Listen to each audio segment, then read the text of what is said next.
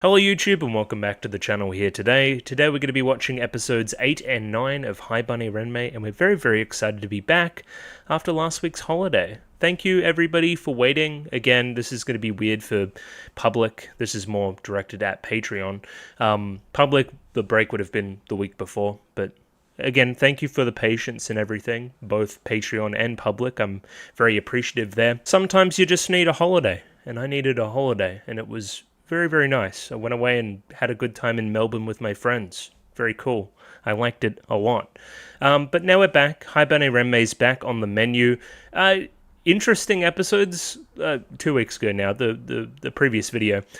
I don't know where the show's going now. I really don't. We kind of had our stakes raiser, I guess I would call it, right? We're a little bit more invested. We now know that there is something to lose. I had the view that by the end of episode 7 there, Raka now has her major motivation to want to find out what the fuck's going on. So, again, I think that's where we're going now into episode 8. Of course, if people need the recap, it was Ku's day of flight. Not day of light, day of flight.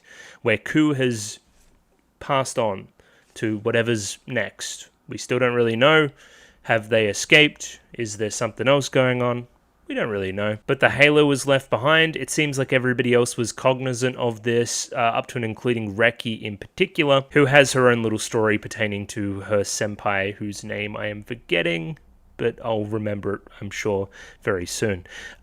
Yeah, she had an experience in the past where she was closely associated with somebody and then they left. We still don't know if those circumstances are suspicious or not. She went close to the wall. I think that's the vibe there. Again, all of this is from memory. I'm open and happy to be wrong, I guess. I don't know, I'm just kind of spitballing. Mostly because, again, if I pop over here and then go down here, there's no YouTube comments again, so I'm just kind of setting the scene by myself, I guess. Something that the YouTube comments are normally pretty good at doing. With that being said, let's jump into that Patreon shout-out. I think that's the best way to go from here. I was pretty happy with the Patreon overall. I thought I may lose a few people over the holiday just because, again, you're not paying me for anything. There was no content for a week, so, you know. But I didn't lose anybody. So that's, yeah, shout-outs to the patrons. They're awesome. Thank you.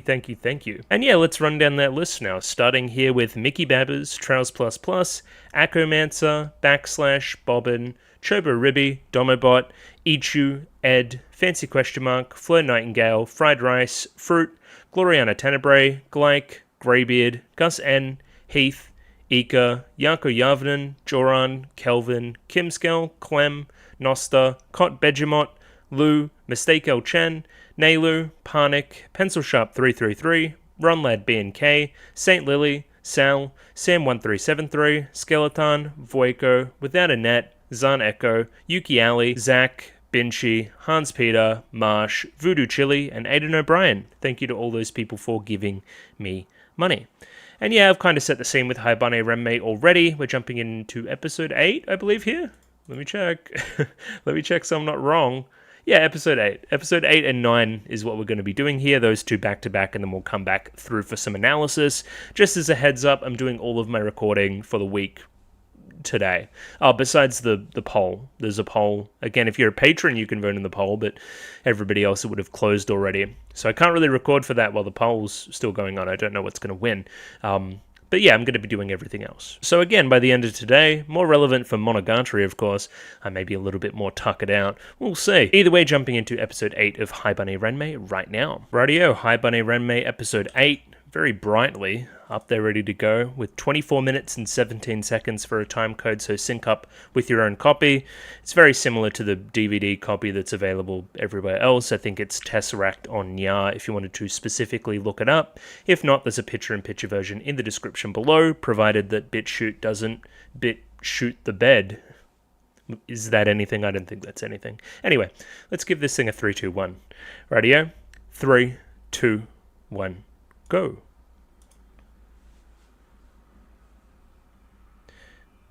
Yeah, jolly vibes, right?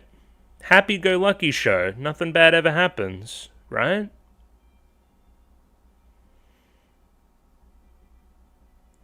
It is interesting framing in so much as even our, like, kind of our stakes raiser, our episode where things went pretty bad, still has a generally peaceful tone, and there's no like people aren't getting like gored, you know what I mean? Like people just pass away, they just float off. That kind of vibe, right? I also liked that specific shot there in the opening, and it alludes to something that happened in the show previous. Ku next to the wind turbines. Again, the whole thing about Ku's name and that association and day of flight floating away. I think that's pretty clever. I'm recording, which is always good as well. And I'm getting texted by somebody. It's fine. Okay, good. The bird. We're going to start talking about the crows. Oh, shit. Yo! It's hardly turning. That's like what I was just talking about. Oh, yeah, I forgot you were hella depressed. Oh, yeah, this is great. Oh, this is great. Oh, hell yeah.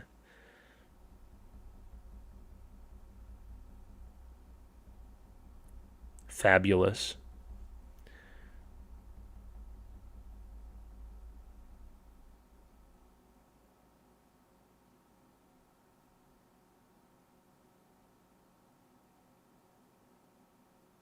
Oh, yeah, winter too.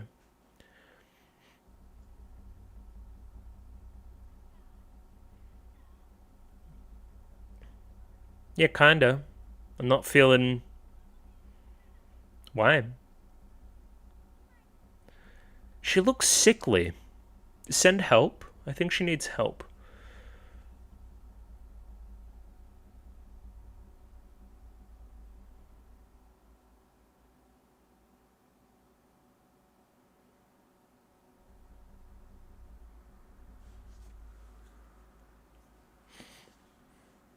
Oh. POV shot. Oh yeah, the wing covers, right? The metaphor. Yeah, why are we in... Okay.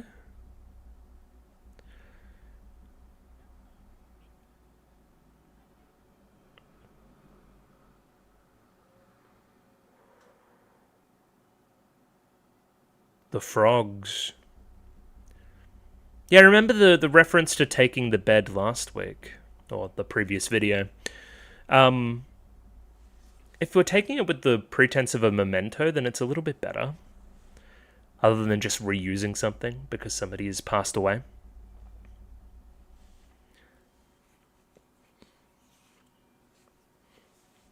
Also, excuse me, I'm still a little bit nasally. I think I had COVID, but I never did test.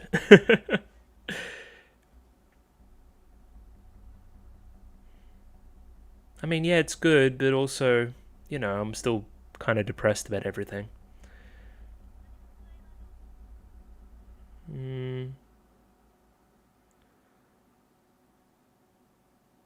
The die, right?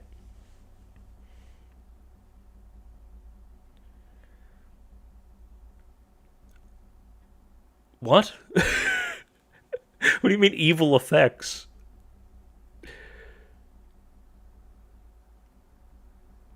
Me too, based on that previous sentence.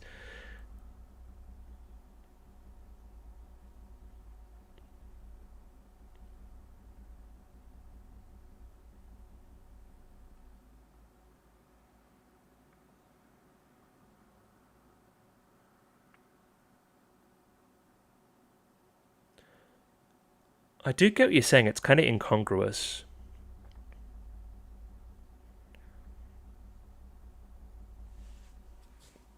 Yeah, exactly that. That's what I was going to get at. If this town and its people exist for me, then why can I disappear like that? Doesn't make any sense. Also, the smoking here is cool too.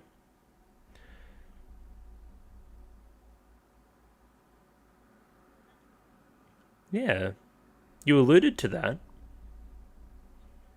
Explain. Have you found meaning, Reki? Guess we'll never know.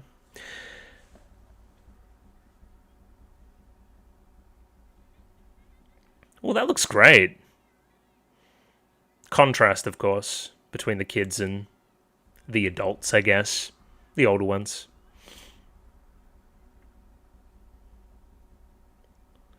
Not Taku. Yeah, that'll make you feel better.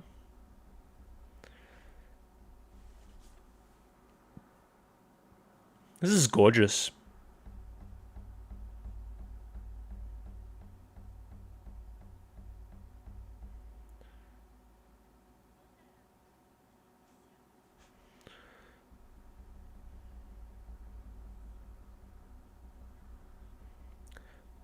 Some really fun color stuff here, too. The blacks and the whites and stuff.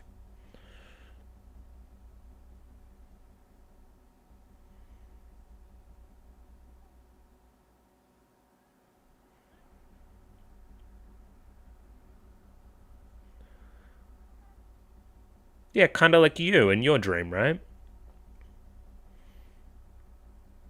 Of course, the bird. The crow.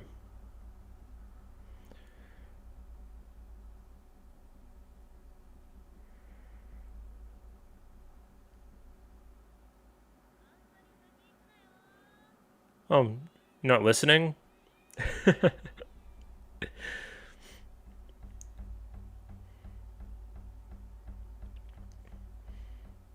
Thank you. Yeah, Kuramori. There you go.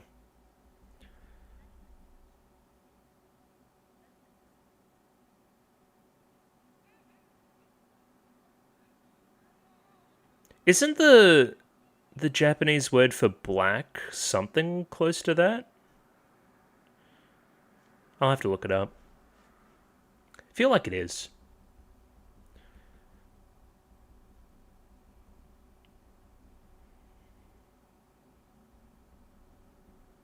Yeah, I can't believe I'm only seeing the color contrast stuff now. It's very obvious.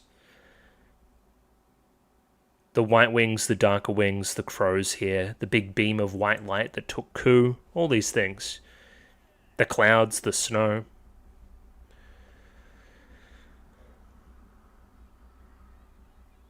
Oh yeah, the clothes guy, I remember.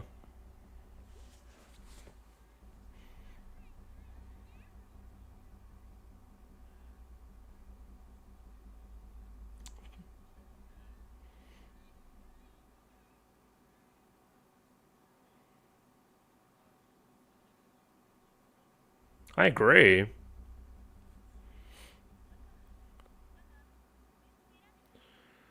Okay, I'll pick some winter clothes. Wouldn't be surprised if we see a darker color from Raka here.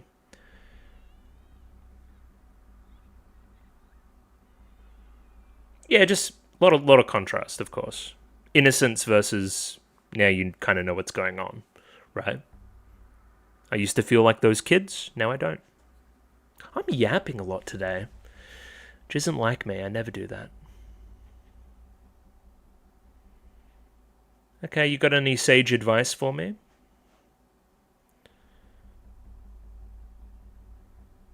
Not really.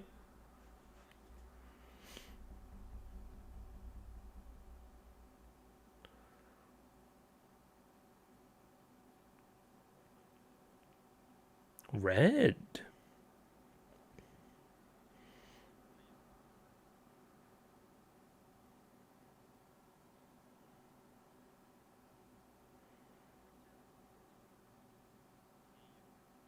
Yeah, you don't want sandals in the snow. Sure.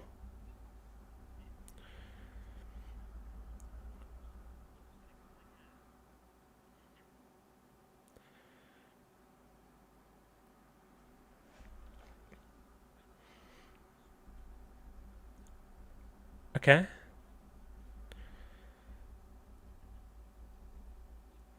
I don't feel like I'm a blessing.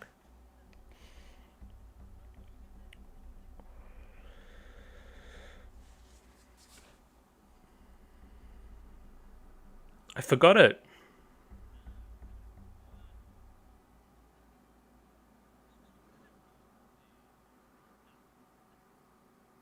Okay.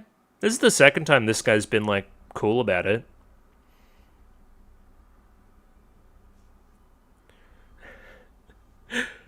I was about to say that seems like a platitude, right? Seems like you don't know it's gonna get better. How do you know that? Who the hell are you? Oh, she's gonna punch you in the head. Don't touch me.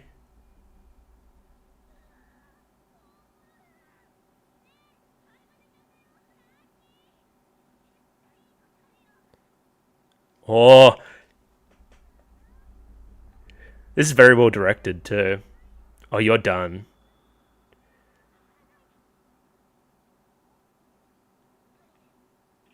Oh, I'm surprised she didn't cook her harder. Showed a lot of restraint. Left, right, good night from Raka. Body, head, body. Crack in.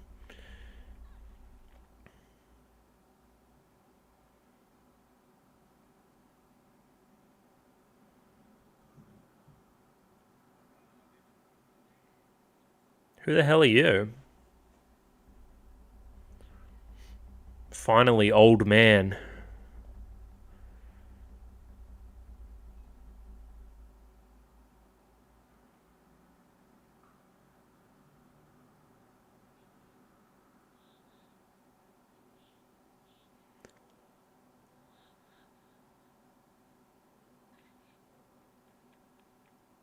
Okay.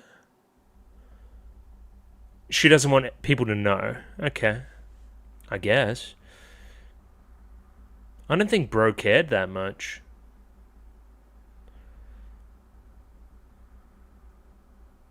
It's a metaphor. You get it.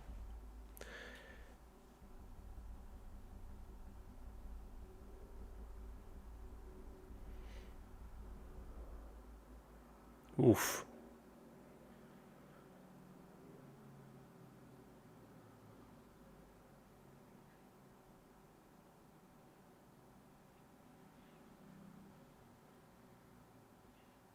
What happened to Reki?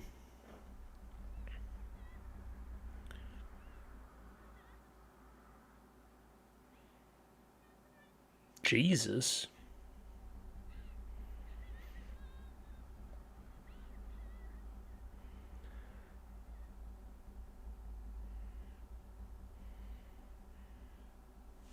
Hmm.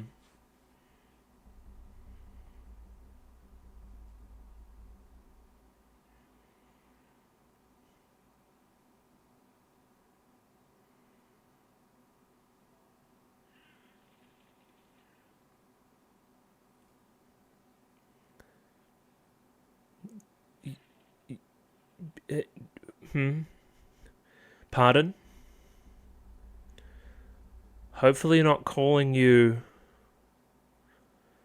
to where I think they're calling you. Ooh. One and the same, maybe. How long do we have left? Still ages. This episode's gone, it's been quite methodical. I felt like we were going a bit faster than that. Suppose we haven't learnt anything, really. Well, kind of.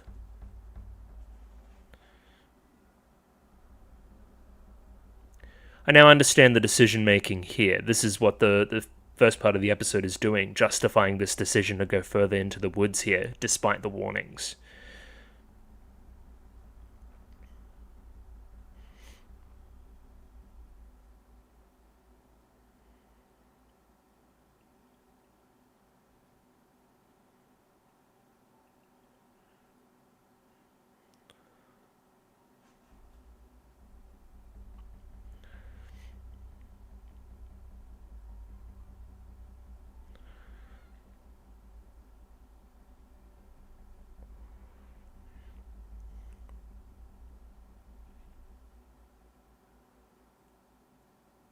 Okay, bye.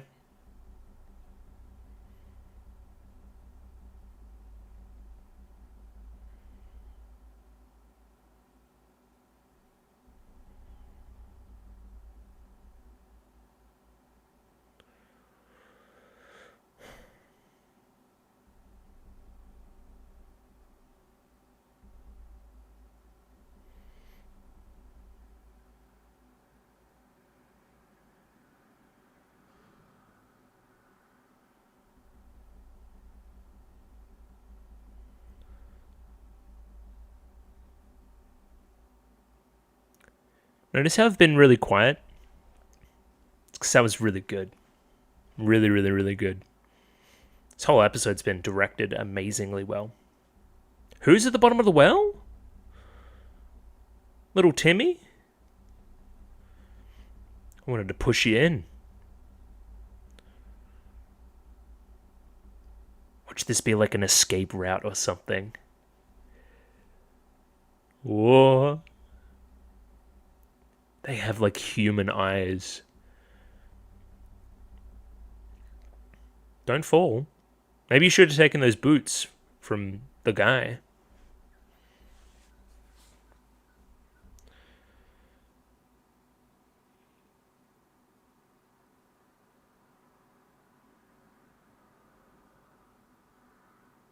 Something big's going down. Whoa! Can she get back out?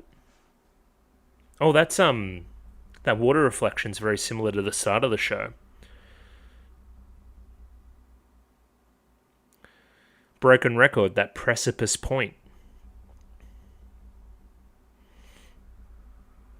Have you broken it and broken a seal? Can't go back? I don't know. I'm left to my own thoughts right now. I'm edge my seat. Please? I disagree. Oh, restart.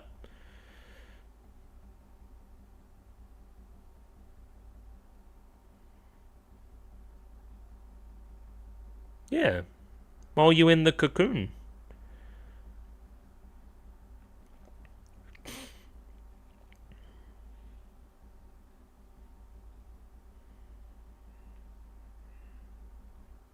Yep. Yeah, this is the exact same now.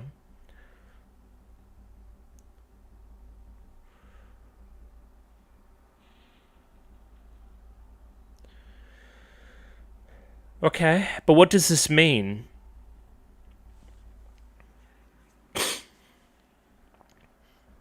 Okay. So instead of old home, now it's old well? Or glebe, whatever the name of the town was, Glee, something like that. Alright, that was a nice dream, but what happened?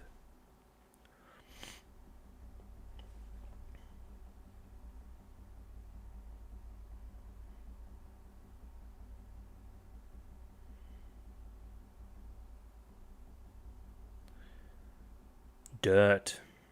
Ooh, and black feather.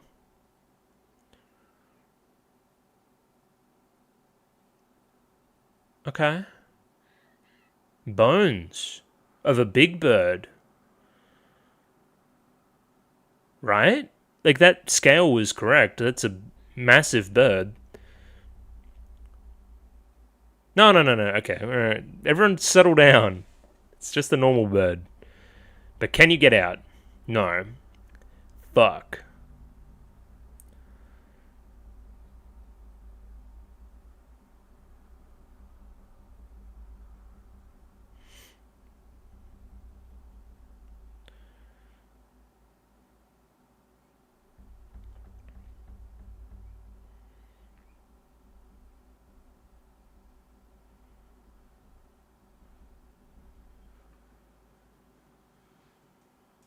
I'd be afraid.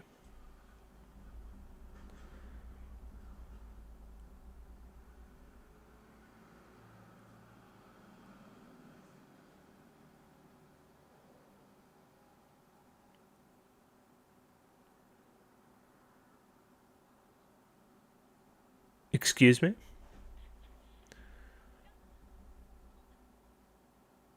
No. We don't know.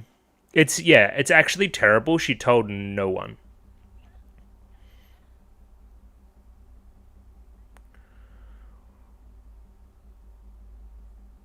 Yeah, I was taking care of the kids. I agree. We can't blame anybody.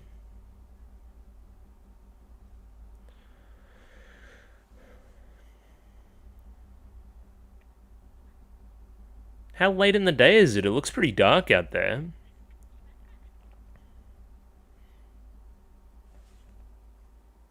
Yeah.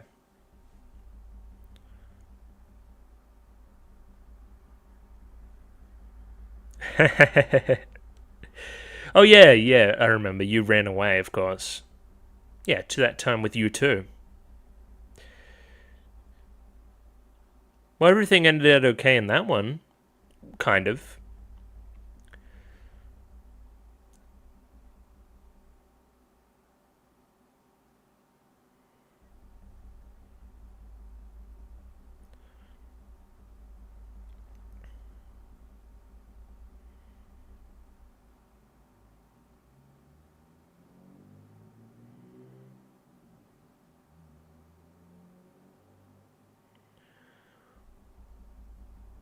Oh, your name from before.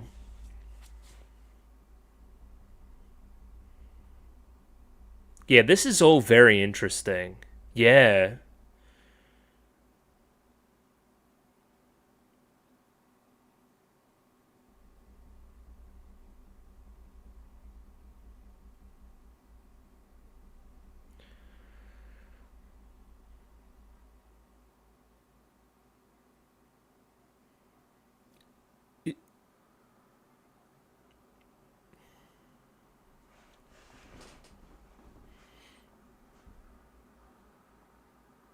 So is this from before or now or okay.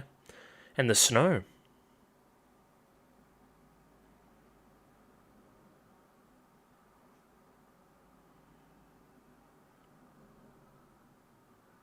Okay. Fade to white. Ide. Oh. Watashi? Watashi will never know. Um, yeah. Hopefully a two-parter where we come to some kind of resolution that isn't quite as depressing, but that episode was fantastic. Right up there with the best ones in the series thus far. Really enjoyed episode 5 from memory, but this one's right up there. Really, really well directed. Really fantastic. I didn't think would go this direction again and double down on Raka and her depression. Because this one, the previous ones were more coup focused and missing that specific person. This episode is more directed towards the general concepts of the overall experience of a Haibane. What does it all mean? Again, this conversation spurred on by what happened with Ku, of course, but yeah, now we're taking it to the nth degree. And yeah, there's some really, really interesting questions there about what is my purpose? Why am I here? And yeah, ultimately feeling alienated and wanting to disappear, feeling like she doesn't have a place, feeling like she doesn't belong. And yeah, all of those being manifested visually in the episode in a pretty fantastic way. Good show. And yeah, we'll move on pretty swiftly here to episode 9. I might go blow my nose and do stuff like that because I'm, again, very congested. But yeah, I'll see you in a moment. Rightio, Haibane Renmei, episode 9, up there ready to go. This one has 24 minutes and 6 seconds on it for a time code, so sync up accordingly with your own copy. Same stuff as last time, and of course there's that picture-in-picture version in the description below. Seems like we're not starting with the opening, so get ready to dive into whatever it is very quickly. Rightio, 3, 2, 1, go. Has some time passed, or is it the same night still? Same night.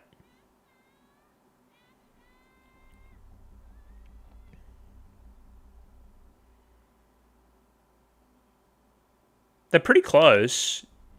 Is there going to be some kind of indicator that she went into the woods? The music's beautiful.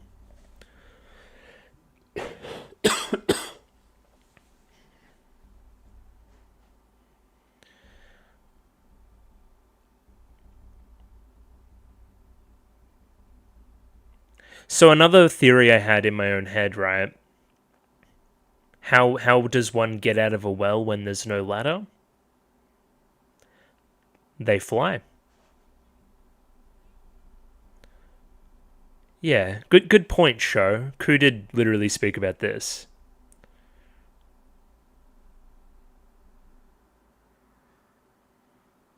Yeah, trying to pull you up and away from whatever was going on. And there's our opening.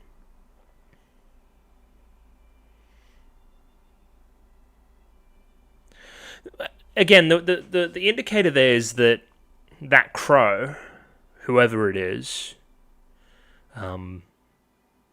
was somebody from the previous life, right? Whatever happened with Raka before, that crow was important to it, or at least represented somebody important to her.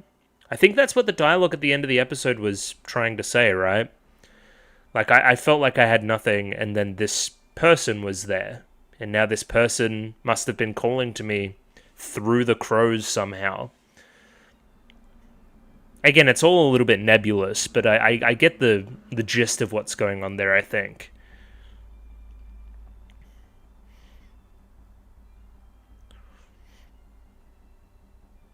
Hopefully, this amount of isolation and self-isolation and everything else there leads to some kind of happy resolution with the rest of the group that we've set up here in Haibane Renmei, right?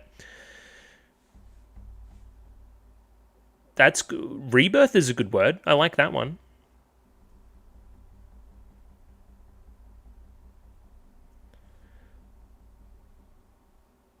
I was thinking mum. Yeah. How can you know? Oh!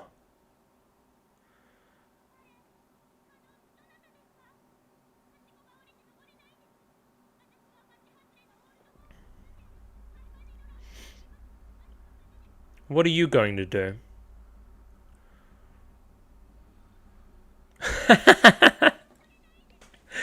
Don't care, didn't ask, plus you're in a well.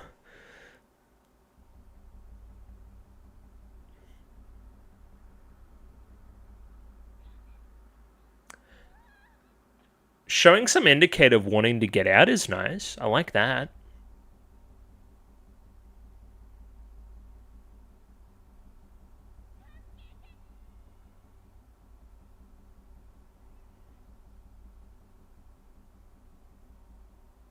Bro is coming back? Oh, two of them. Light.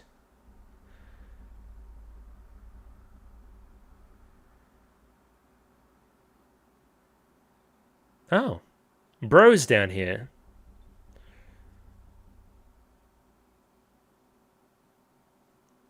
Why are you hiding your eyes, bud?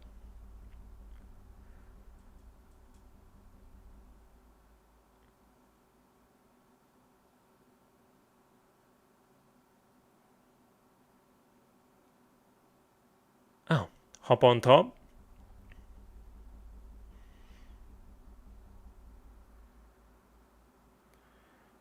I don't know what the best way to hold the lantern and do that would be.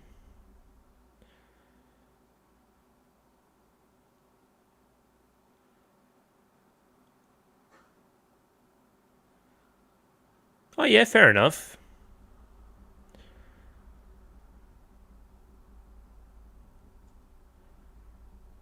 Yeah.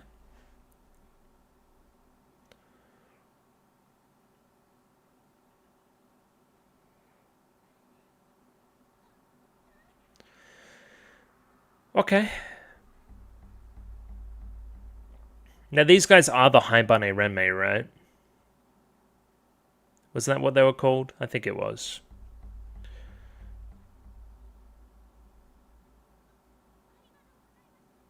I agree. I didn't expect them to help as much as they did.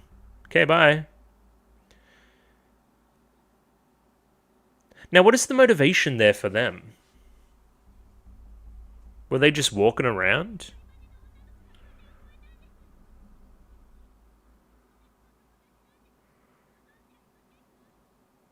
I'm not allowed to tell you that.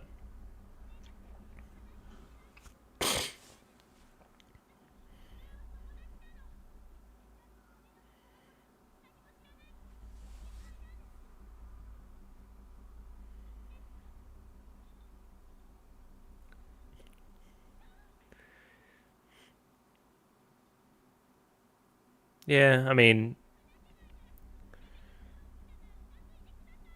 Oh, nah, too bad. I didn't think they were going to answer.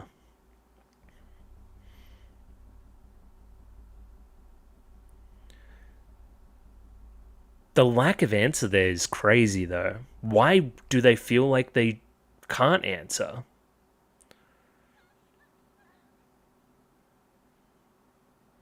Also, could they at least point it in like the direction out or something? Or by the looks of it, she's got an ankle injury of some kind as well.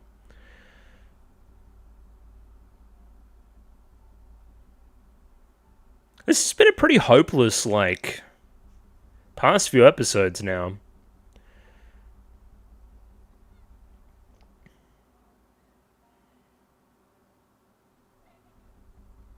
I'm just watching digital suffering.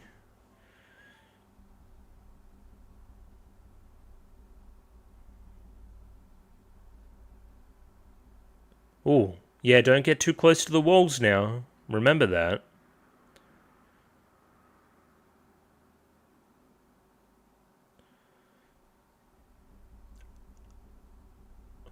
What is the laughing?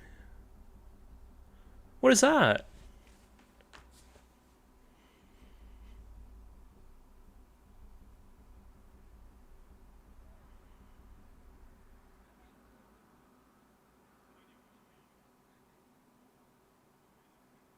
Oh yeah, this guy. I remember this guy.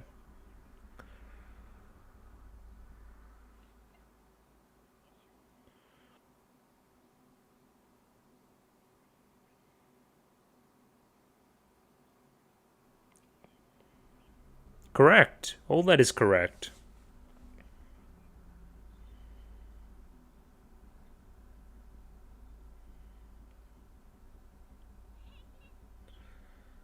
It doesn't look like you are. Oh, you're okay to follow. Gotcha.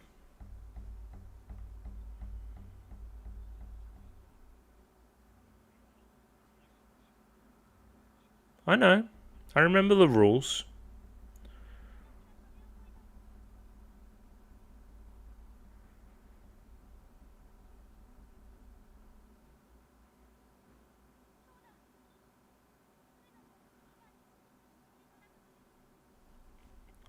Now, was that delusion or... Yeah. But do I believe you? Are you gaslighting? So this guy, I think, they're the Haibane Renmei, what she was talking to before with a Torga. Okay.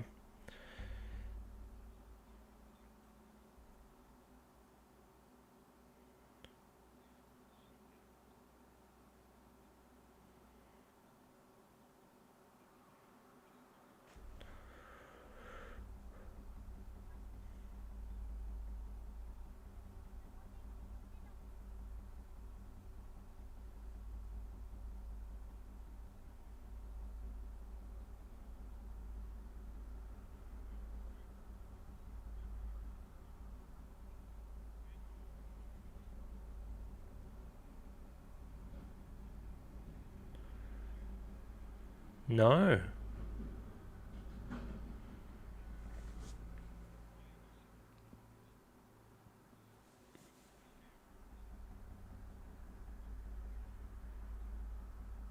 Okay. It always carries what is lost.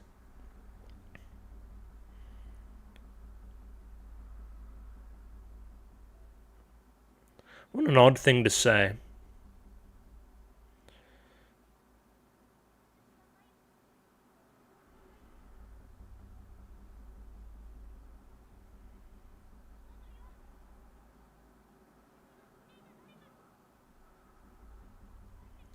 Gautier?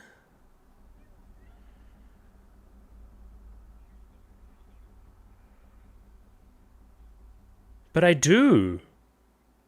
I do remember.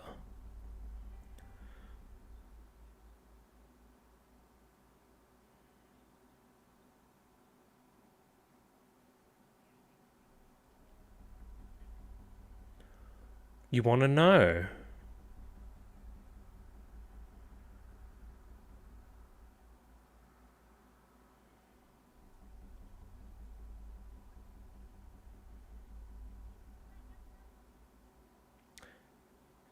Suicidal. Yeah, okay.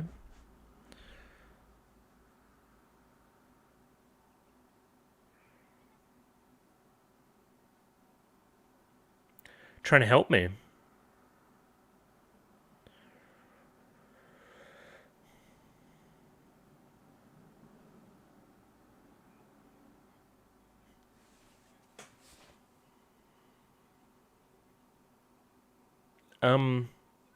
Yeah.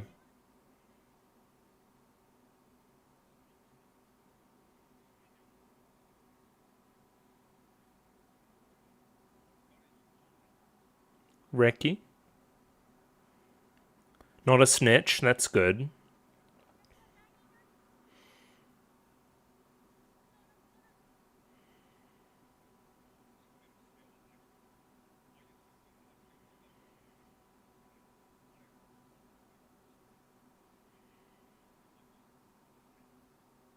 What a comforting thought.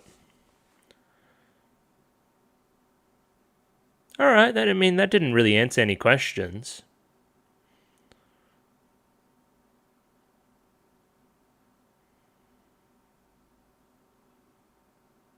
Take me to hell?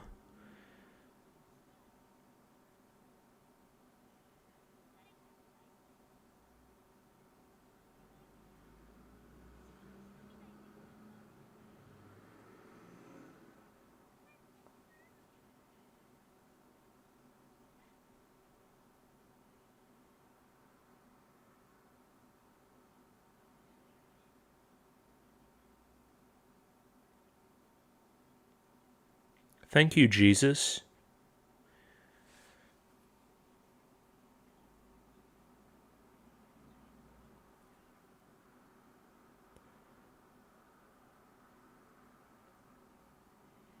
Then you recognize your own sin, therefore not a sinner. Perfect logic. It works perfectly, folks.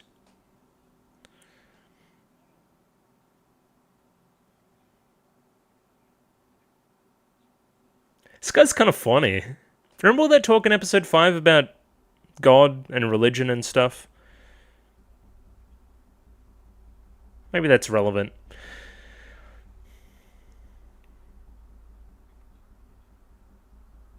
Like the woods itself.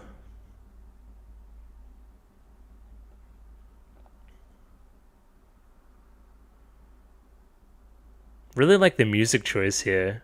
It really gave that conversation a jaunty tone. Oh. Well, I recognize where I am. Well, the cane's cool. It's got the symbol on it.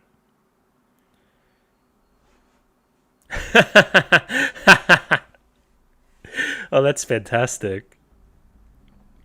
That was funny. Thanks, Dad. Also, Jesus.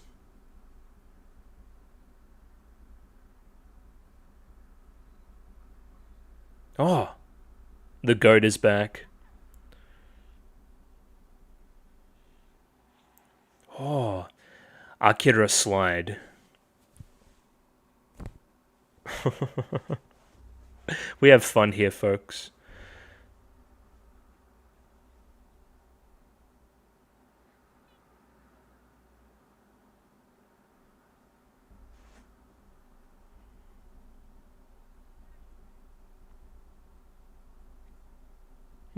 Bottom of a well.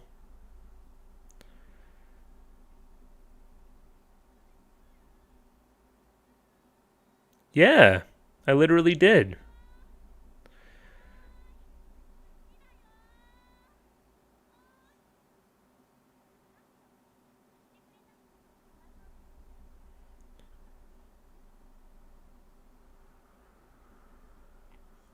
What an odd thing to say. You don't know where I'm from.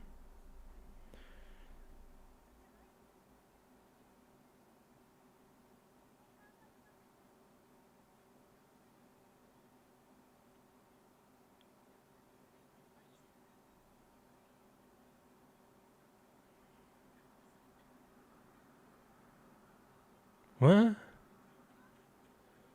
What is this music too? What is happening? What's relevant about the wall there? Yeah, she did touch the wall. She said it was really, really cold.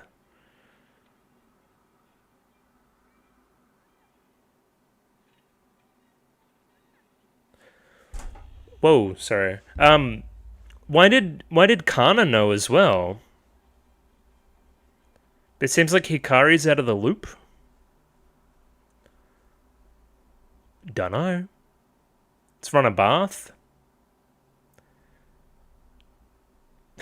Don't talk, go to sleep.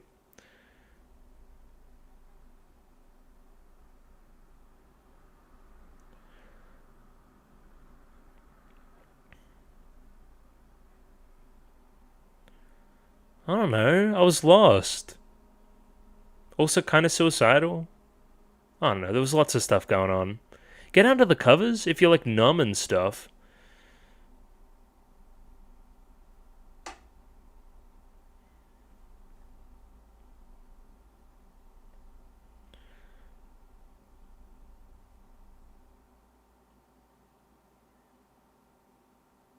Oh.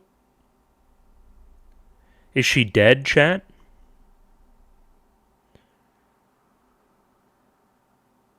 Oh.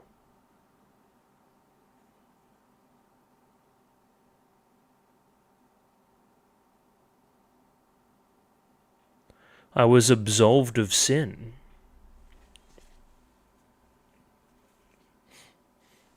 She got a cool staff out of it too.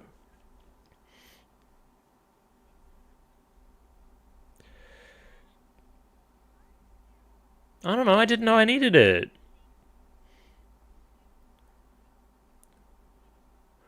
Make them open it.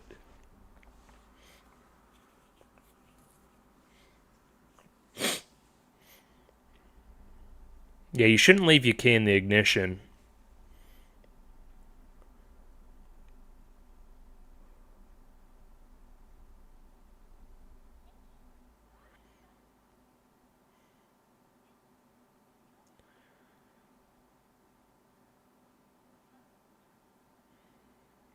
Great excuse to get Hikari out of here.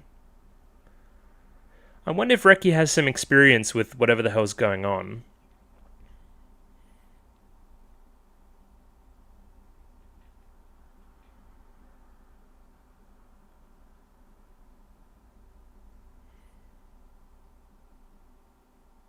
Feels very much like episode 1.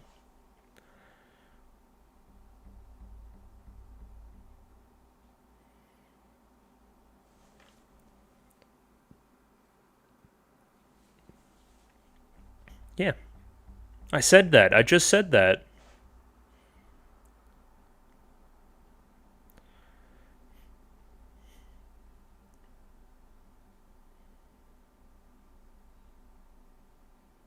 You can feel them? That's nice. How about, like, some blankets? Again, metaphor.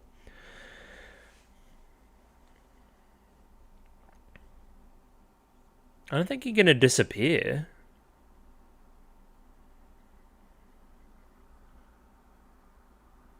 Yeah.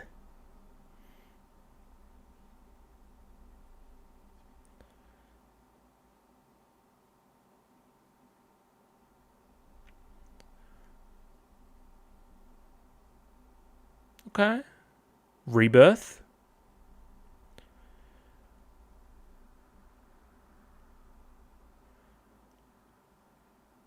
No longer?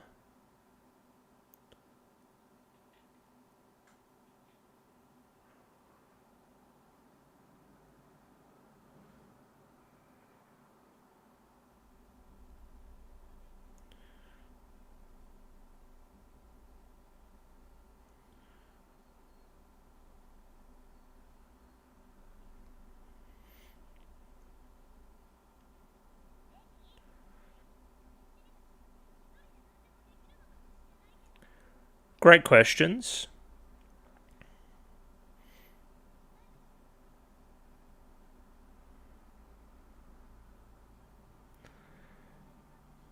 Okay. No, you gotta explain things to me. How do you know all this? Has this happened before? Do you have experience? Also, yeah, no longer. What is Raka no longer? She's no longer sin-bound, like you perceive yourself to be? There's a creepy cactus dudes in the back. What the hell?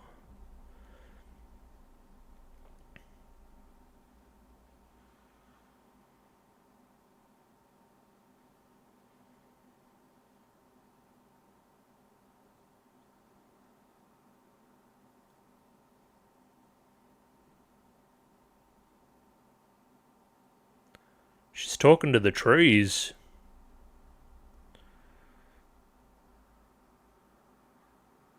Yeah. Yeah, okay. So you're the only one.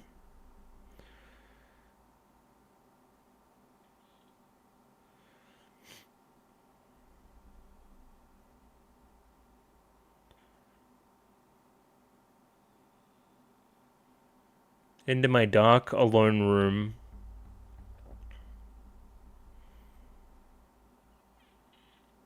I see. So we're going in a Reki direction next. Gotcha.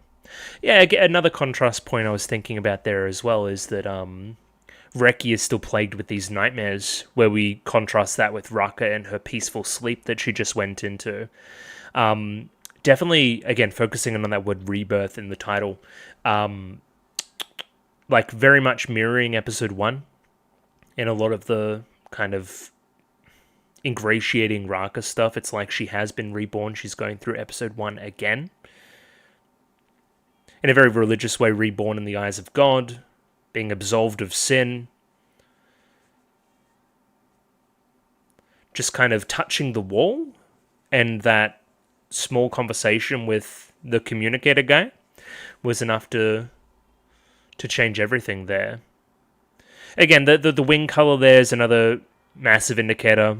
So again, those wings were still that really dark color when she was in the well, indicating that, again, passing that precipice point from the underworld into like the regular world, and that conversation with the communicator must have been the impetus for this change to occur. Again, doesn't take Einstein to see the metaphor there too, from the underworld back to here, rebirth. So yeah, now we'll have a little bit of a conversation about that, I guess. Yeah, I don't know where the show goes now, really. And there's 4 episodes left, which is weird. It's definitely been very, very interesting. There'll be a lot to talk about metaphorically in these 2 episodes, and just kind of following Raka along. I wouldn't say, again, there was plot reveals. I wouldn't say there was a lot of plot movement, not a lot of story movement, just kind of really reinforcing this Raka thing. But again, this is crucially important to the story we're trying to tell, especially with regards to the Reki direction we're going next. So yeah, lots of questions, a few answers, and we'll go back through here in a moment. Rightio, that was episodes 8 and 9 of Haibane Renmei. 2 of the best episodes of the show thus far. Extremely focused on the one thing, and honestly spread off into like a million philosophical questions that I want to start to talk about.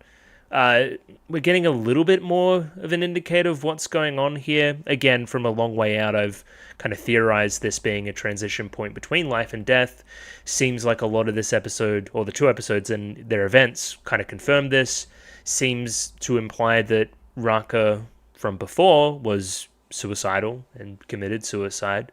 Somebody close to her tried to stop this in the form of that crow. Raka continued to fall. She fell into old home, or whatever you want to say, the township of Glee, or whatever else. This represented some form of afterlife. You know what else is a representation of the afterlife as well? Or some form of it. This well, an afterlife where you go down instead of up. Right, contrasting, of course, the crows there with the Haibane and that kind of thing, like the darkened wings versus the lighter wings of the angels, and you kind of get what I'm getting at there. The indicator to me is that a parent was trying to stop Raka from doing what she was doing, and ultimately was in the form of a crow and allowed to kind of pass between the outside world, outside of the wall, and old home, to which, through the form of the crows, was trying to communicate to Raka something. It seemed like whatever it was in the form of almost like a memory. It gave her some guidance. It gave him some knowledge there. She's crawled up out of the well. She's touched the wall. She's had a conversation with the communicator. She's met up with two of the Torga, I think they were, maybe. And come out on the other side feeling like she's reborn. So again, is that somewhat the Crow's doing? The one that's propelled all of this kind of intention from a previous life that has now been given to her in this life and been the impetus for her to be reborn and not become sinbound anymore. If so, what does that mean for Reki? Does Reki need to go through a similar rebirth, reconciliation, all these other things? Is there something in Reki's life that's trying to call out to her? Is there somebody from her previous life that's trying to communicate there? I don't know. I do not know. But yeah, it's fascinating, and I'm keen to see if by the very end there's a very concrete definition of what's going on, or it's all left up to interpretation. I think either direction here would be fun. I just got to keep this stuff in the noggin for subsequent weeks. That's going to be the trouble for me. Yeah, let's go back through here. There was a lot of really cool stuff in episode 8. I really liked it a lot, so I'll shout it out as I see it. First things first, we see this representation of, I guess, that relationship with Ku, right?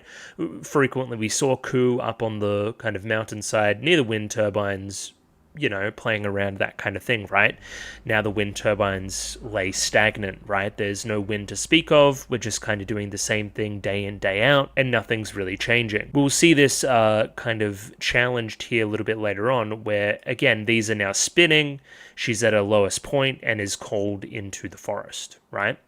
At least they are spinning on some level, right, as opposed to what they are now, stagnated. Keep that word in mind, stagnation. It's going to be one of the big things very early in this episode. So again, this look into the mirror and the water kind of slowly coming out of the drain there, just nothing's exciting. Just contrast this with other getting ready in the morning scenes previous in the show, and you'll see that it's just lacking that buoyancy to it. She's lacking that verve that she normally has. She's very clearly still very depressed.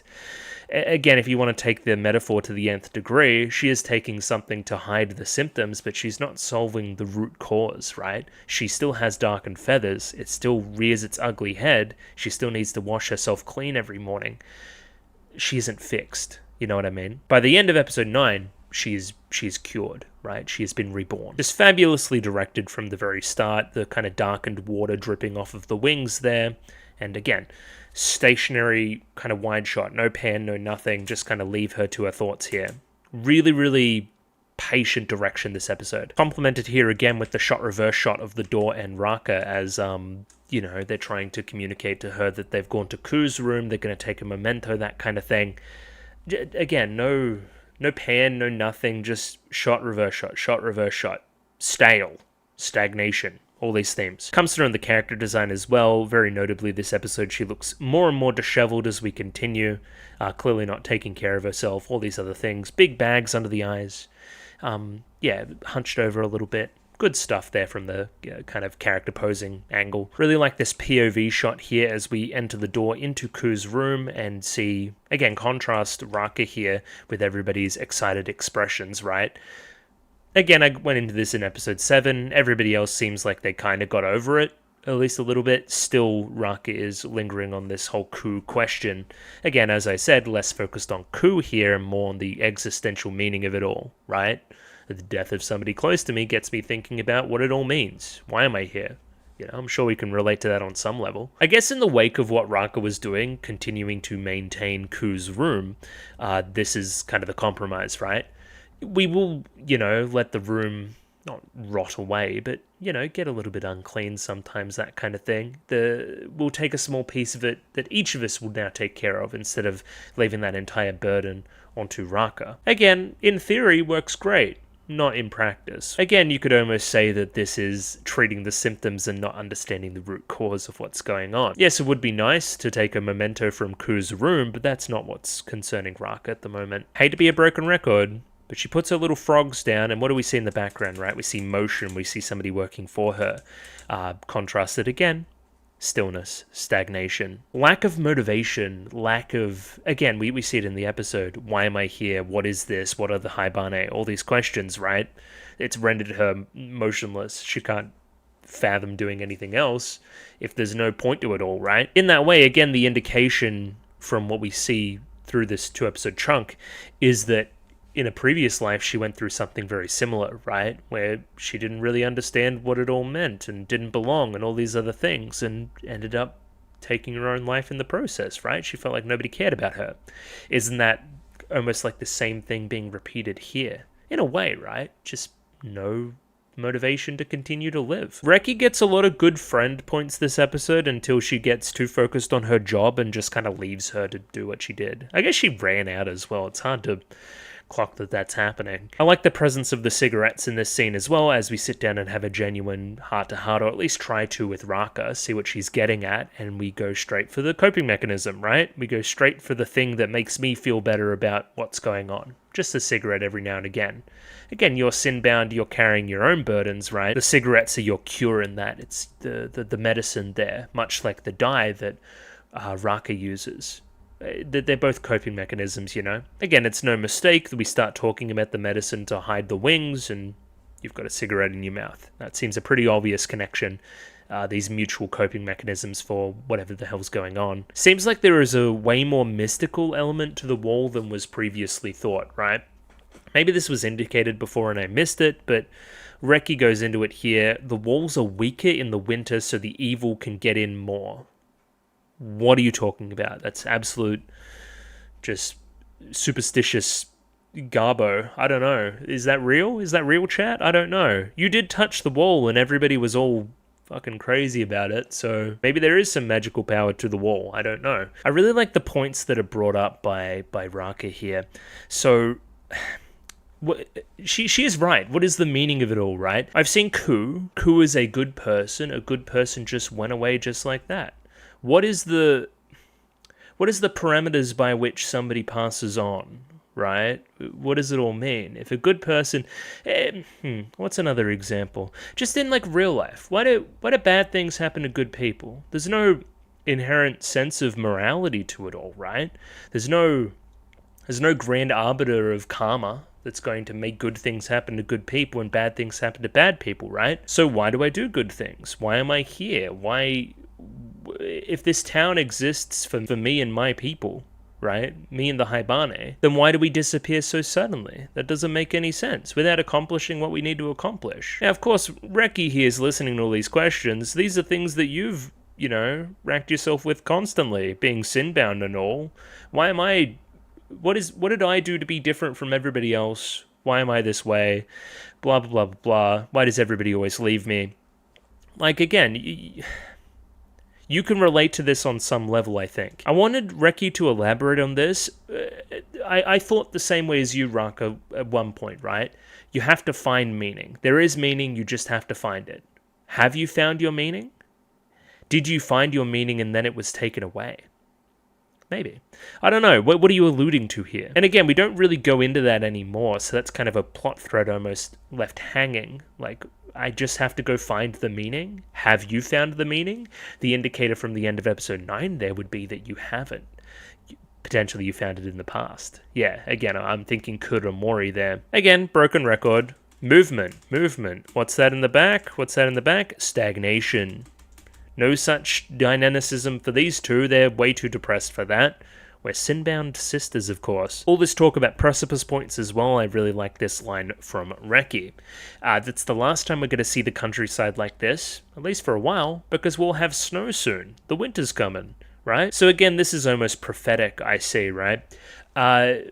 Snow will come, white will come, as opposed to the darkness of the wings, right? A new white dawn will occur. It's no coincidence that during the first snow of the season is when you have your rebirth, right? It's the white coming in to cover the countryside and represent the white taking over the rest of your wings as well. There's this purity to it, as opposed to the kind of, blotchy darkness of the depression, of the sin boundness, right? I am free from sin. That's what the snow represents. Soon everything will be white as being in the clouds. And again, that has direct links to Raka and her little dream in the cocoon, of course. I'm thinking costuming as well. She had a very white dress on when she was falling through the sky, and the point of contrast there was the black feathers of the crow. So again, like falling from a place of purity down to old home, almost becoming not corrupted by it, but maybe corrupted by the crows, corrupted by your actions to get into old home. Something like that. Again, now I'm seeing it right. When you go into the well, you become dirtied and all sorts of stuff on the white dress as well. Again, representing this sin, the same thing as the feathers. I guess what I'm trying to say is I don't know how to feel about the ending of episode 9.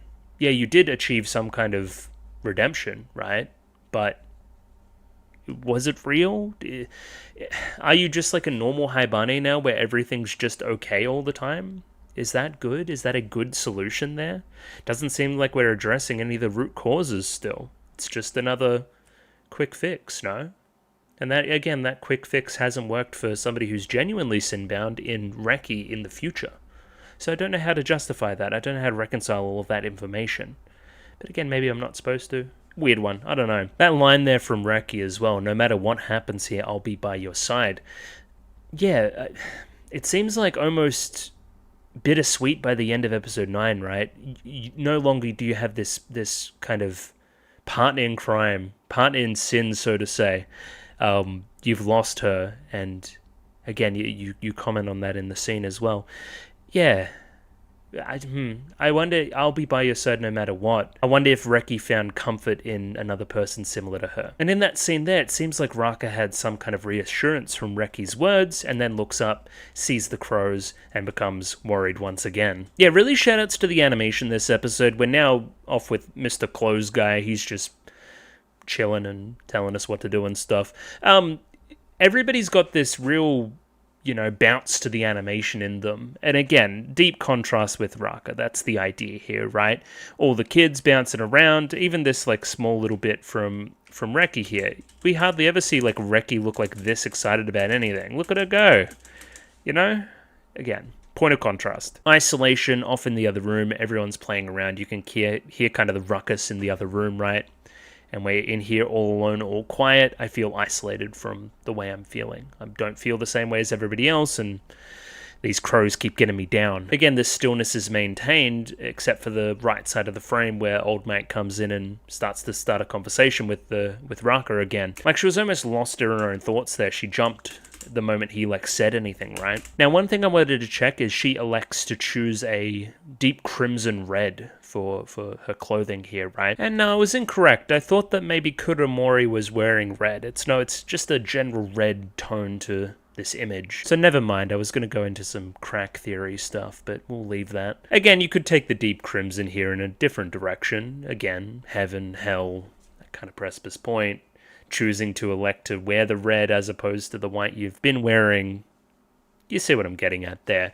Going down into the well later on. And the real symbol of the devil here, boots as opposed to sandals, of course. Put her in prison, I don't know. The general conceit of this scene as it continues, as well as everybody continuing to be really nice to Raka, do nice things to her, say that she's a good luck charm, something just passed down in the culture of the town. This is the second time that this guy has done favors for me like this, but you feel dirty, you feel sinful, you feel like you don't deserve all of this stuff. It only frustrates you more when these people come in a little bit later on and say, oh my god, I can't believe it, you're so awesome, Miss Haibane-chan, and then that pisses you off.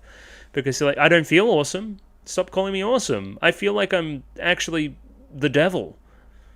You know what I'm saying here. Again, it's pretty clear why this would piss you off. If everyone's saying that you're so awesome and you don't feel awesome, that's that kind of disconnect there. And again, platitudes from the guy. I don't know what happened, but it'll get better soon. It stinks of obligation gift. It stinks of not trying to dig into the root cause of any issue, just offering words of encouragement.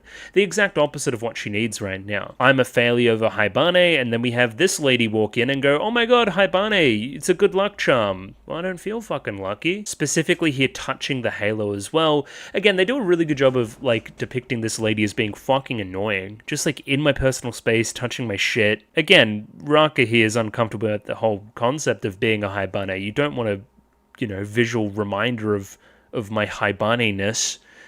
Of course it feels bad. So again, the choice of a point of view shot here, kind of really getting right in Raka's face, emphasizing the annoyance there. Specifically this one here, we can already see that she's kind of frustrated, and then here comes the head into the frame, right? Entering my space. Fuck off. So again, you see me as some kind of symbol of purity, something like that, something to be celebrated. I know the real story, I know why I'm wearing the wing covers. See this darkened water dripping on the ground, all that kind of stuff. I'm reminded of it, please don't touch me. Runs out of the store like that. This is like the kind of separation between her and Reki as well. And we see the same theme here reach its nth degree once Raka falls and one of her wing coverings falls off. Mysterious old man just kind of helps us up, whatever. Picks up the wing thing, a darkened feather falls out, and yeah, she like loses her shit here. She goes on a trip. And the audio there, the pitch down, that's like kind of crazy. Again, there's this perception in the town that Haibane are all things pure. If anybody discovers my secret, that I am sinful, that I am depressed, that I am all these other things other than perfect, it'll all come crashing down for me. That's the hesitation there. That's that moment of panic. Raka makes her way up to the kind of windy hill again and sees the wind turbines going. This one's kind of barely just kind of moving, right? Again, that kind of stagnation, not that kind of full-on movement, but that full-on movement and the wind itself will almost push her towards the western woods here in a second. Again, I really want to emphasize the feeling of alienation here, right? If everybody thinks you're like an angel, everyone thinks you're this symbol of hope, this symbol of everything that's right with the world, that everybody wants to give you presents and shelter you, and again, this kind of parent-child dynamic, right? Everybody wants to love you, right? And you don't feel like you're somebody that's worthy of love, and you feel like you're somebody that's sinful, and you don't feel like you belong in said place. Of course you're going to feel this kind of feeling. Of course you're going to be the way you are, right? And of course you're going to be drawn towards whatever the crows are offering instead. Now, one thing I just said that reminded me of something, where we seem to be implying that maybe the crow at the bottom of the well was a parental figure for Raka, something to that effect. And as we've discussed in the rest of the kind of reaction series, the kind of parent-child relationship between the general townsfolk and the Haibane. So that's an interesting distinction, right? Each are kind of trying to shelter and protect the Haibane in their own way, right? It must feel like there's this fakeness to it all. There's this fakeness to the niceness of the town, right?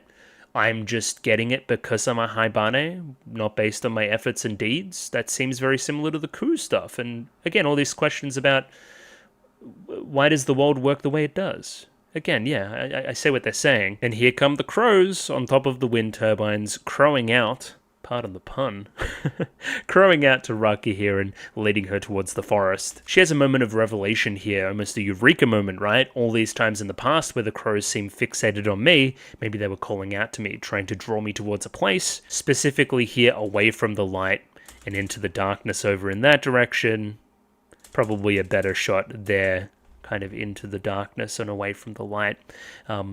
Again, I'm theorizing that she's going to hell as opposed to heaven right now. That's kind of what she's doing. In almost a reference to episode 6 as well, she's on that precipice point between the western woods and the hill and safety, right? She goes further into the woods and away from that ringing bell. Kana's bell, right? I'm going away, I'm sacrificing everything that I've seen before here in the hopes of whatever the hell the crows are promising here. Yeah, that decision there buoyed by the bell is very interesting. As well as this leaf here just kind of barely moving. Again, stagnation, as I've said. Lifelessness almost as well, because we will see a corpse, or at least some bones here later on. Now again, I could be here for a trillion years breaking down that whole sequence into the woods and so forth. It is very, very well done, but I'm not really interested in it. Just, again, fantastic direction across the board this episode for sure. Just, again, getting across this sense of intrigue and mystery and tension is very, very, very good. Very good. Again, specifically love this shot here. It's just kind of out of focus enough and not really, you can't quite tell what it is. You can kind of pick up that it's a corpse and you definitely see black feathers, but you're unsure of anything else from that point. Kind of Raka looks down, and then that one breaks, and then she falls. Cut to black, and then there's only that image of the water there, that water reflection, very similar to the start. This is almost where that rebirth begins, almost, you know? Again, I'll pop over to episode 1, actually, and we'll have a look. Again, starting on this image in episode 1, which does seem all too familiar, right? Transition out of there, Black Crow flying through the air, of course, trying to save Raka from falling below. Yeah, definitely very similar to what we'll see in a moment. Yeah, very, very similar. That costuming. Raka commenting to herself that it's really cold, something that'll come up a little bit later as well. Again, we're talking about precipice points, heat and cold, of course. She opens up her hand and sees one black feather, and the costuming changes there, like, on just like 1 second of, you know, thinking about stuff, right? Back then, that costume change, you know. The crow ultimately letting her go, and Raka now falling down into the well, the underworld as opposed to heaven itself, you know. When she reawakes, her halo is flickering as well, which is another interesting note. She also looks down into her hand and sees that same black feather from the dream. This is that visual representation of the message that the crows were trying to get across, I guess, through the form of the feathers and through the form of this corpse. Again, that message from another life, almost. Oh yeah, even here, there's an explicit focus on her ankle already. She injured it when she fell from that one step that broke. So yeah, it seems as though Raka is trapped. A very interesting line here, of course, is, I know I should be panicking, but I'm not. It's almost like the same numbness from the very end of episode 9 as well, right? She almost finds comfort in this inevitability of it all. It's almost the one thing that makes sense to her. Yeah, there's lots of good stuff here. This is great. Are you the one that called for me? I know you've taken the form of a bird, but it feels like I had known you from somewhere a long time ago. I feel like I know this bird from a previous life. And again, we'll continue that scene a little bit later, but is that the same crow that was trying to pull her up from the thing? Again, crows can transition from beyond the wall and here. Did this crow come to this world in the hopes of saving her and then ultimately end up dead here, only able to send a message through their own death in a way? That's cool. I wonder what the crows would say if they could talk to us. Remember that coo line from before? Yeah, I'm not sure what it all means, but I kind of get it. Almost the second scene of this type in as many episodes as well, we see the group panicked as a character has left and is missing, right? Again, I think the interesting factor here for me continues to be Reki, right? Reki is seeing her own life reflected at her, right? I remember when I felt a certain way after the death of somebody and ran away and did my whole delinquency thing and blah, blah, blah, blah, the abandoned factory and all that shit, right? The specific kind of falling out between these two characters on screen as well. She's thinking this is all very similar. Again, I have a kindred spirit in Raka. Again, this is shattered by the end of episode 9 when she comes back better. Reki's not better. Reki got over it. She found a way to cope with it. She wasn't reborn. Yeah. Very, very cool. Yeah, she can't help but admit that the situation this time is somewhat similar. Again, it all worked out for me. Maybe it'll work out for Raka. It worked out in a different way. So this is what I'm talking about, like feeling indebted to this bird and the message that it's passed on and this kind of information and trying to save me and all these other indications that we're getting to the point where I want to give them a proper burial.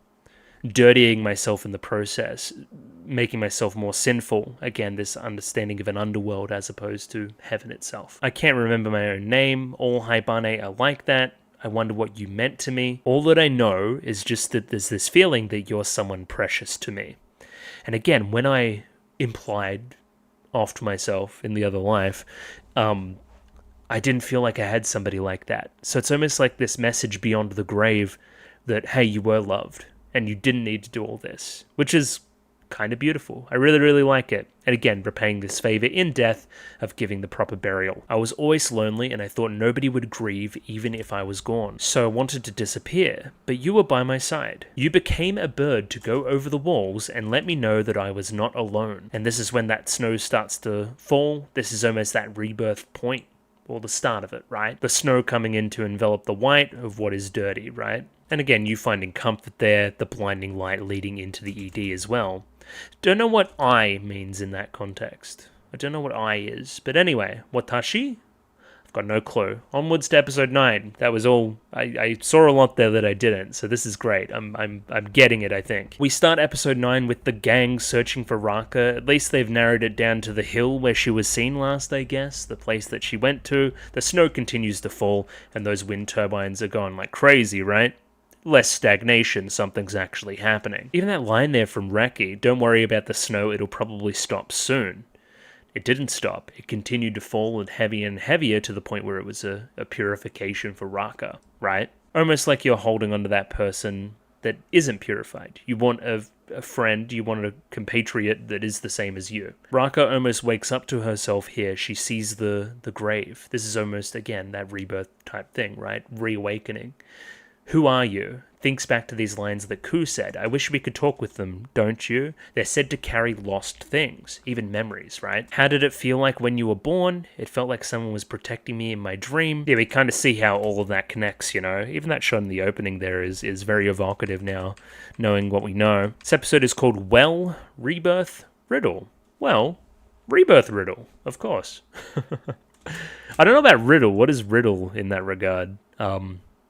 I guess the wall is a bit of a riddle. The whole puzzle of human existentialism. I don't know. What's the riddle? As I've kind of talked about previously as well, that kind of line of thinking that the crow may represent a parental figure and that connection to the townspeople as opposed to the Haibane.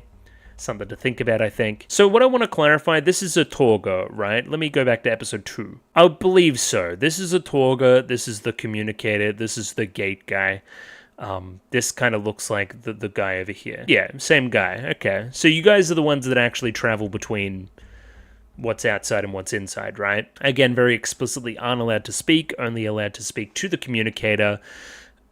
Raka breaks this rule here by asking them for information a little bit later on, but they are helpful. They still help her out of the thing, still being helpful to the Haibane. It's very funny because it looks like he just like dono walls her and walks off without doing anything. Just like, oh well, don't care. In reality, Bro was returning with his friend and they quickly put together a plan to get her out of the well. Again, I really like how tactile this whole segment is. Just kind of, okay, how would two like adult males figure out how to get a little girl out of the well, right? Well, they'd probably do it like this.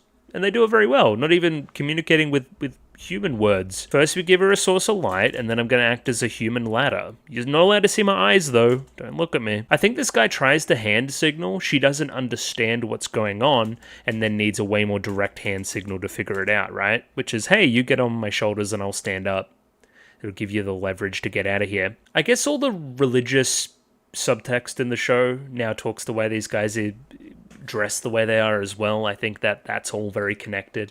There's a clear spiritualism to the show that I really appreciate that we're getting across. One last look down at that grave, indicated by, you know, the mound and the stick there.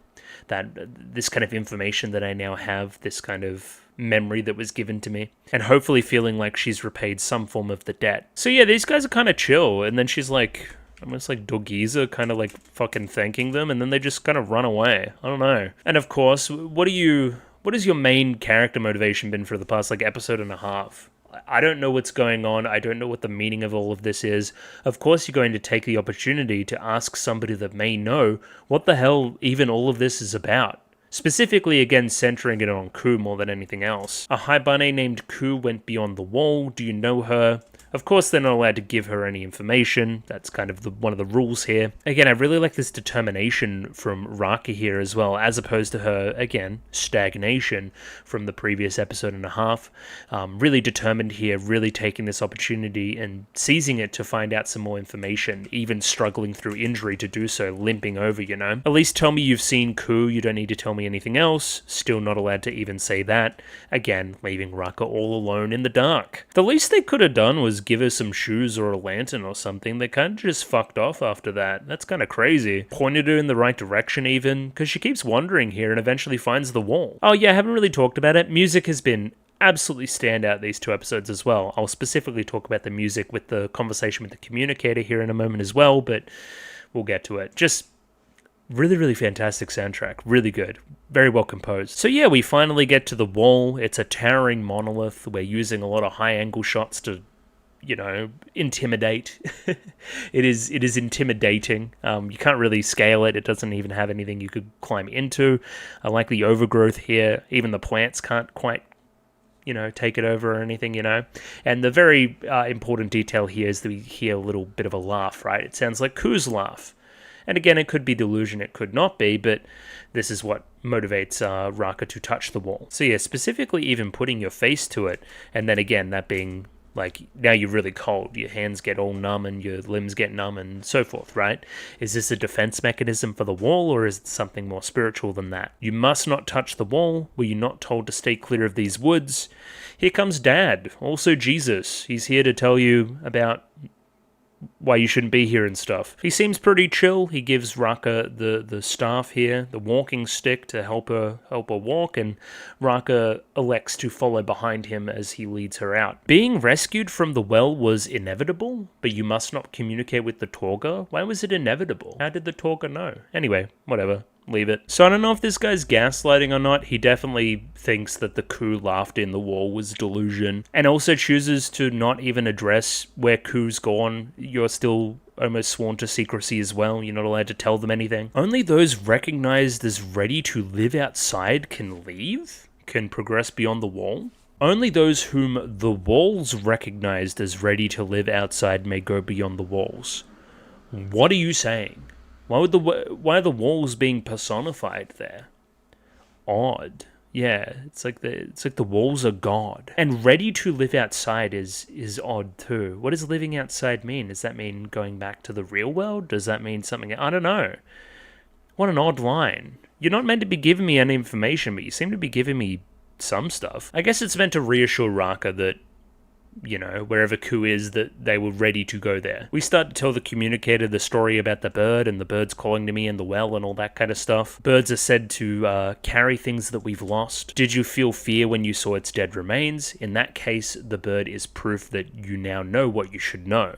That you've gained that information, whatever information the bird wanted to tell you. There is no need to grieve said bird. That bird did what it wanted to. It showed you what it wanted to show you. What the bird let me know was the true meaning of the dream I had in the cocoon, and this leads into the conversation about being sin-bound. That bird was somebody that I used to know, somebody that cared about me. I didn't even make any efforts to realize that. When I was in the dream, this person cared about me, but I still went down, and now they're dead, and now I can't talk to them ever again, and they cared about me. While you grieve for somebody you don't know, but I know that I hurt them. Right? And I knew that they cared about me, right? Again, I'm seeing this pretty clearly as like, I committed suicide thinking that nobody cared about me.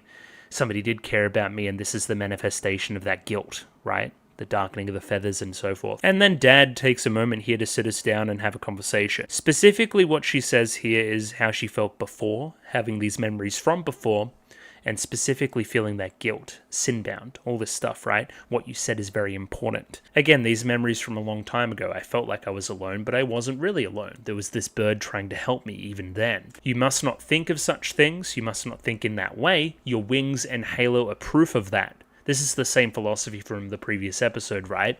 Haibane are meant to be this, they're meant to be that, they're meant to be pure, they're meant to be blah, blah, blah, blah. This is the wrong tack to take, but maybe ultimately is. Again, you found atonement in the eyes of God because of this. You have no sin to be atoned for in this world because you bear the halo and you bear the white wings, right? But my feathers have gone black, and this is when we start to talk about sin-bound. Are you covering those feathers with something? Who told you to do that? It's almost like we've had a similar situation in the past. Reki, something like that. The whole Kuromori situation. And then, yeah, we kind of transition out of there, and the tone of the scene changes somewhat, right? Again, you now understand a little bit more information about your cocoon dream, right? You now understand that you have hurt somebody close to you, right? You have a full understanding of that, as opposed to this kind of half-hearted understanding before. You were guilty, but you didn't know why, and that was where the sin was, right? Now you acknowledge where the sin has come from. You acknowledge what is the cause of it, and are, I guess, remorseful about the circumstances there within, Because of that, you are now absolved. In a very Christian way, right? You have confessed and you are forgiven, right? Again, this is the guilt manifested. This town is too nice for me. I don't feel like a pure Haibane here, right? And what that's meant to represent, therefore I need to be taken away. Again, I'm seeing this as a pretty obvious analog to a confessional, right? This is the priest, you're laying everything out and you're being absolved, right? The specific touch of the head there as well, very priest-like. One who recognizes their own sin has no sin. Oh, riddle. This riddle is called the Circle of Sin. That's what the title was inferring. Okay, gotcha. And then, yeah, the music here is very jovial. This, I really like it as a choice. It really takes us out of the depressive state we've been in for at least a few episodes now, and promises some amount of hope. It's done in a very jokey, circular, logic-y method kind of way, in a way that I thought was really enjoyable. It's a good scene. So again, have you sinned? Let's do the flowchart. Have you sinned? Yes. Well, you recognize that you have sinned, so now you are forgiven, right? If you didn't recognize that you have sinned, then you haven't sinned, right? Like, and then you're already forgiven anyway. Does that make any sense?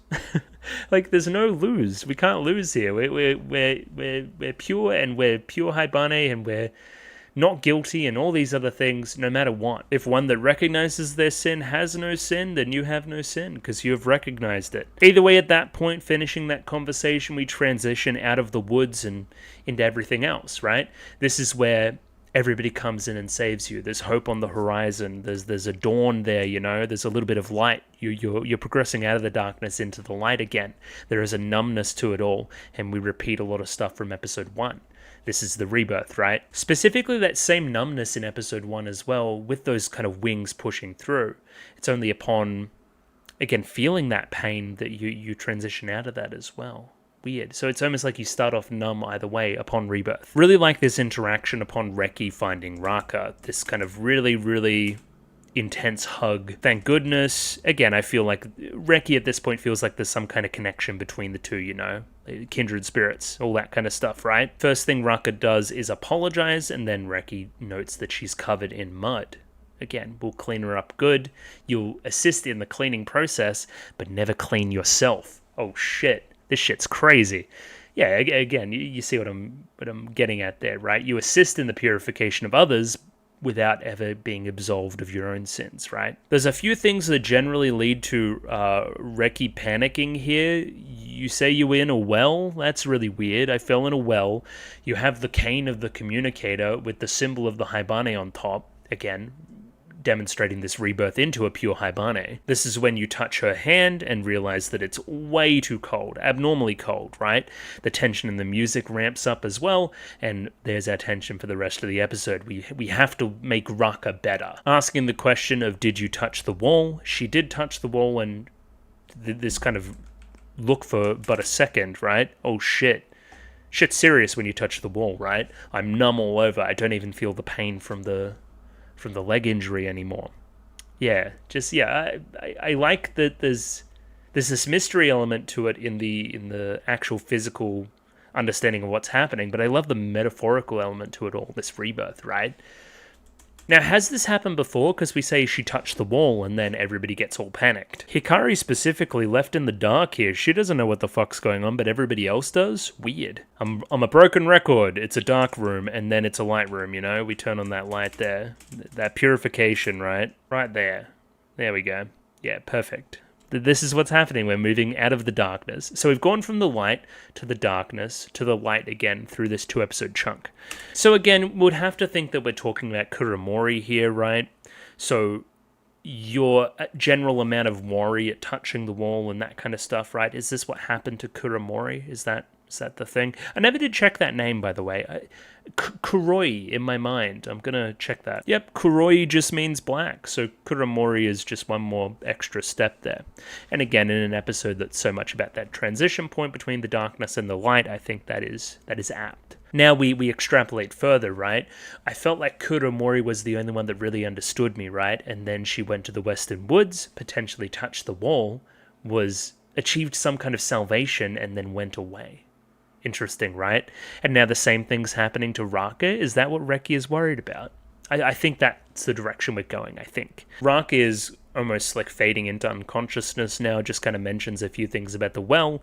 That causes you to want to look at her wings, which are now free from any blemishes. All gone? It wasn't the medicine, it wasn't the dye that we used. Why? Why is she absolved now? Now again, I'm thinking, upon rewatching the episode, touching the wall is definitely what's absolved her, right? I thought that maybe it could have been something with the bird, maybe it could have been something with the communicator, but pretty clearly touching the wall is what solved this. A combination of everything, you know what I mean. The desperation here from Reki is pretty apparent to see.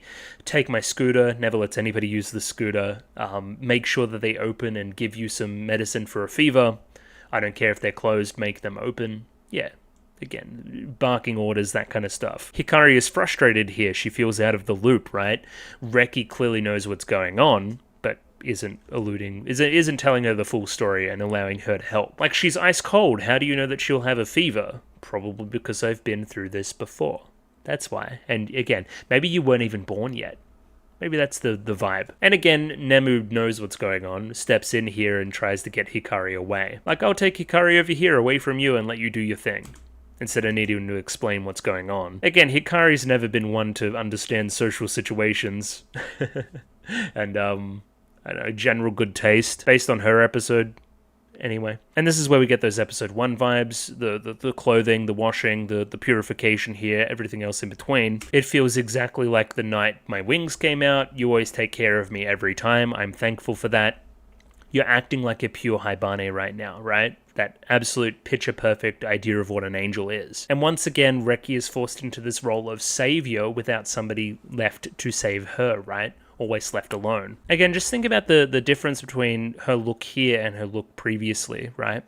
This is so much more stereotypical of a Haibane, I would say. Because you are now a blessed Haibane, right? You've always helped me, Reki. I'm thankful for that. And yeah, she's able to peacefully go to sleep there, right? Raka, you no longer... And I think what we're going to say there is are sinbound. And again, the still shot, now the stillness and the weight of everything falls then upon you again, right? Love the lighting here as well, just this one dark corner. Again, you feel, yeah, you're shunning yourself away from the light, the only one left in the darkness. That's what it feels like, you know? Again, this one moment of, you know, feeling bad for myself and that kind of thing, and what this now means for me, before the door opens and everybody's back here again. Now, again, you're taking everything, this whole load on your own shoulders, right? You know, everybody else is a nice, pure Haibane, right? I'm just me. I couldn't, you know, tell them my problems and let them know and that kind of stuff. And then Hikari snaps. Hey, I know you try to handle everything yourself, but we can help here, right? You don't have to shoulder everything alone. Tell us anything that we can do to help. And then doesn't really, again... doesn't tell her anything. This is a somebody looking to save you and you almost like push it away again, right? Like, again, can you watch her to help and I'll go and have a quick rest instead? And again, away from the light, I now move to my room in the darkness. We must remember the first shot we saw of Reki in the show, which is right here. She moves out of the darkness before she is sinbound into the light to find Raka. Very, very interesting. I like that from very early. That's cool. And again, goes back into her darkness to go back to bed again. I do like these little, like, tree freaks that she has. They're her only friends, right? They're the only ones that she can actually let know her real problems. Again, I just wanted to get across the irony of Hikari there, right? Asking, hey, don't shoulder this all by yourself.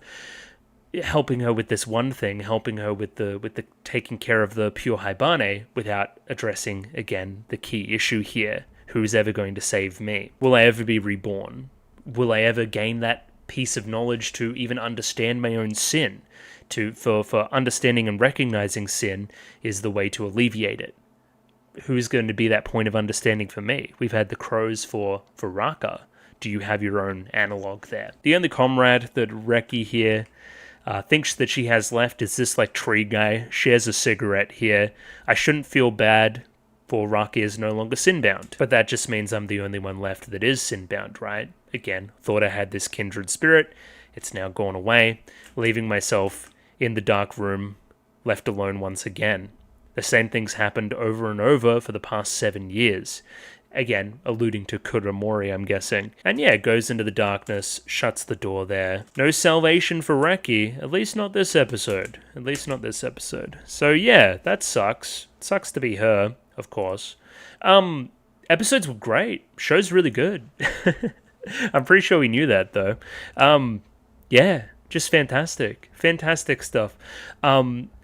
Really understood on the rewatch what all of this is trying to get at. This kind of transition from one point of reality to the underworld to another point, the rebirth there within, the reasons behind that rebirth, the discoveries that Raka makes about her own sin, and that leading to it being alleviated. She has been purified. Does the show almost now shift to Reki being the main character? Because we no longer really have much of a Raka motivation for much else of this. I guess she still wants to learn more about the wall, but maybe with the context of helping Reki? Maybe that's the direction. But yeah, Reki seems like the thing now. Remember the stones? Remember the walk by the water? That kind of stuff. We'll see what all of that means. Again, this lingering feeling, this sin maybe from a previous life. That's causing all of this. Don't know. We'll see. I'll be back next week. There should be 2 more videos on Haibane Renmei. One for 10 and 11 and one for 12 and 13.